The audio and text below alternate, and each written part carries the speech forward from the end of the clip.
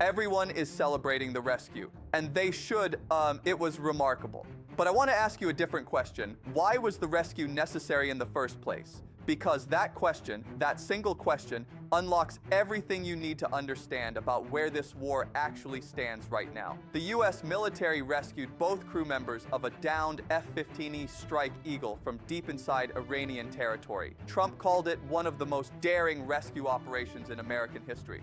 He is probably right. But a rescue operation of that scale only becomes necessary when a frontline American fighter jet gets shot down in Iranian airspace by Iranian air defenses that American officials said no longer existed. Today, I want to break down what this event actually tells us. Not about the bravery of the rescue teams, which is not in question, but about the strategic reality of this war, the credibility of official narratives, and what happens next.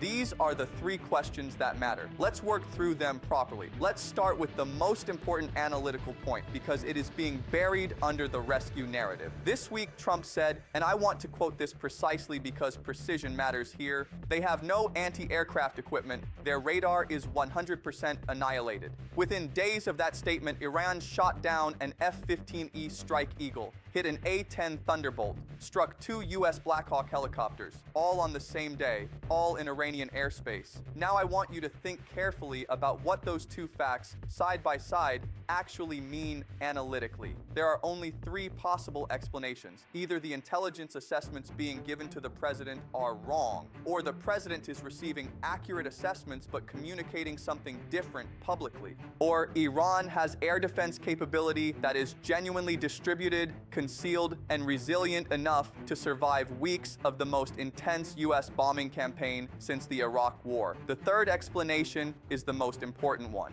and it is almost certainly part of the answer. Iran spent years after 2003 watching what happened to Saddam Hussein's centralized, exposed military. It drew a very deliberate lesson. Don't build a military that can be decapitated from the air in the first week. Build one that degrades slowly, bleeds the attacker, and survives long enough to impose costs. The F-15E shootdown is evidence that this strategy has not failed. This is not a minor analytical point. If Iran retains meaningful air defense capability after 35 days of intensive strikes, then the air campaign has not achieved what it was claimed to have achieved. That changes the entire strategic picture, the timeline, the end conditions, and the cost to the United States in aircraft, crew, and political capital. Let me build on that point because there is a second analytical layer here that is just as important. The gap between official narrative and operational reality is not just a credibility problem. It is a strategic problem. Here is why. When a government overstates the damage it has inflicted on an adversary, it creates a series of downstream consequences that compound over time. First, it raises public expectations to a level that the actual military situation cannot sustain. When reality catches up, as it always does, the political cost is disproportionate to the military event.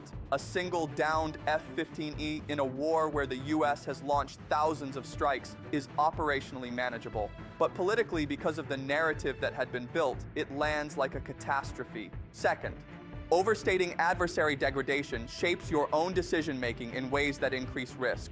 If your commanders believe Iran's air defenses are 100% annihilated, they plan accordingly. Aircraft fly differently. Escort packages are sized differently. Rescue contingencies are planned differently. When the real capability reasserts itself, you are caught in the gap between your assumptions and reality. Friday was what that gap looks like in practice. Third, and this is the one that doesn't get discussed enough, it gives Iran a free intelligence windfall.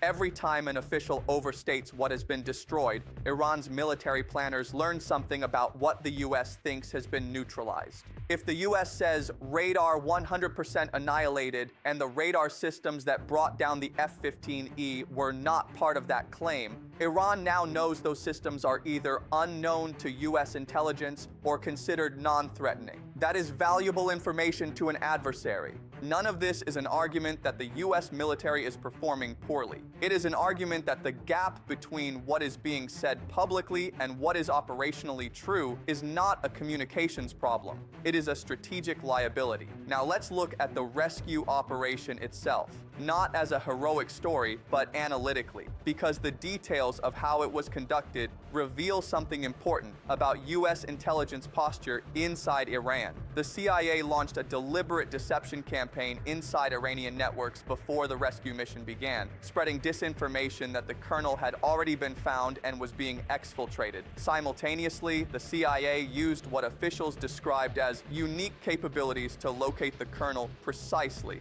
in a mountain crevice, and shared that location in real time with the Pentagon and White House.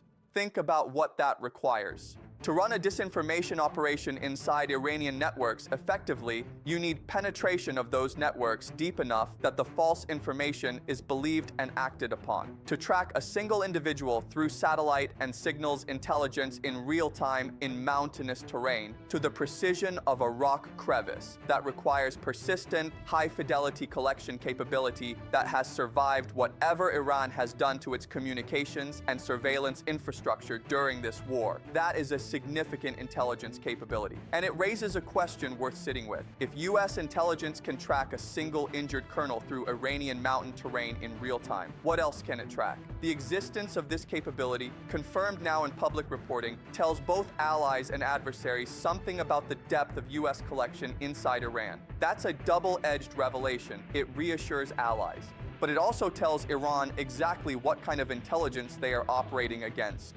The decision to demolish the 2 transport aircraft that couldn't take off is also analytically interesting. Those aircraft contained avionics, communication systems, and potentially intelligence equipment. The standing protocol, destroy rather than abandon, tells you that the risk of Iranian technical exploitation of that hardware was considered greater than the operational cost of losing the aircraft. That is a calibrated judgment about what Iran's technical collection capability still is.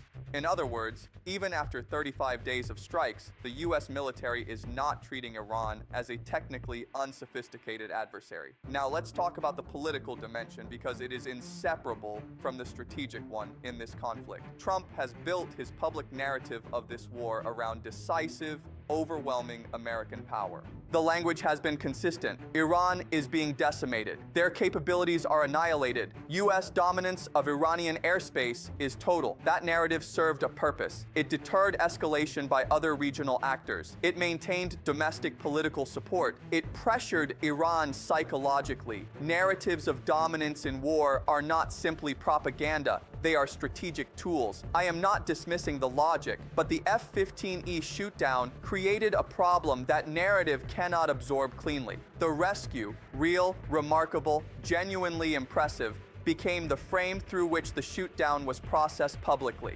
We got him replaced the question of how he came to be there in the first place. That is effective political communication. It is also a pattern that has a shelf life. Here is the strategic bind Trump now faces. The 48-hour ultimatum to reopen Hormuz, issued the same weekend as the rescue, has already been rejected by a senior Iranian military official. If the ultimatum expires without the straight reopening and without a US response that matches the rhetoric, the credibility cost compounds. If the US escalates to match the rhetoric, it risks further Iranian responses that produce more events like Friday. More downed aircraft, more rescue operations, more contradictions between stated dominance and operational reality. This is what strategists call an escalation ladder with broken rungs. Every step up is more costly, and the steps down are politically unavailable. The Zarif ceasefire proposal, published the same weekend in Foreign Affairs, is Iran's way of offering a ladder down. Whether the US can take it without it being read as capitulation is the central political question of this war right now. We should also analyze what Iran did during this episode, because its behavior was strategically coherent in ways that are easy to miss if you're only looking at the rescue story. Iran shot down the F-15E. Then it hit the A-10 that came in to support the rescue. Then it struck the Black Hawks. Then it mobilized civilian networks, state TV appeals, financial rewards to support the search for the crew. Then it rejected the 48-hour ultimatum. Then Zarif published the ceasefire proposal. Read that sequence analytically. Iran demonstrated air defense capability, contradicting US claims. It imposed costs on the rescue operation itself, signaling that even humanitarian military operations are not cost-free. It engaged its civilian population as an active military asset, extending its operational reach at zero additional military cost. and simultaneously it kept a diplomatic door open through Zarif, signaling it has not foreclosed a negotiated exit. That is a sophisticated, multi-layered response, military, informational, civilian, and diplomatic, all coordinated around a single event. It is not the behavior of a military that has been completely decimated. It is the behavior of a military that is fighting in a carefully managed way, imposing costs without crossing thresholds that would justify a qualitative escalation by the US. Iran is trying to make this war too expensive to continue without making it expensive enough to trigger a different kind of response. That is a difficult needle to thread, but it is a coherent strategy. There is one more analytical layer I want to address because I think it is the most underreported dimension of this conflict. The Pentagon has confirmed 365 American service members injured and 13 killed in this war so far. Those numbers tend to get absorbed into the broader narrative without being interrogated properly. 365 injured in 35 days is roughly 10 per day. That is not the casualty profile of a one-sided air campaign against a decimated adversary. That is the casualty profile of a conflict in which the adversary retains meaningful capability to impose harm on US forces. And 13 killed in a war that the public has largely been told is going decisively in America's favor is a number that deserves to sit in the foreground of this analysis, not the background. The families of those 13 Americans know something that the official narrative obscures. This war has costs that are being borne by specific people in specific places for reasons that are still being actively debated. The colonel rescued from the Iranian mountains is alive. That is genuinely good. But the analysis of this war cannot be built only on the outcomes that feel like victories. It has to account for all of them. Let me give you 3 clear analytical conclusions to take from today's breakdown. First, Iran retains meaningful distributed military capability after 35 days of intensive US strikes. The F-15E shootdown is not an anomaly. It is evidence of a deliberate Iranian strategy to build resilience into its defense posture, exactly the lesson they drew from watching Iraq in 2003. Any analysis of this war that does not account for that capability is incomplete. Second, the gap between official narrative and operational reality is not just a credibility problem. It is a strategic liability. It shapes decision-making, raises expectations that reality cannot sustain, and hands the adversary free intelligence about what you believe you've destroyed. That gap needs to narrow, and it needs to narrow based on honest assessment rather than political convenience. Third, both sides in this conflict are now managing escalation ladders with broken rungs.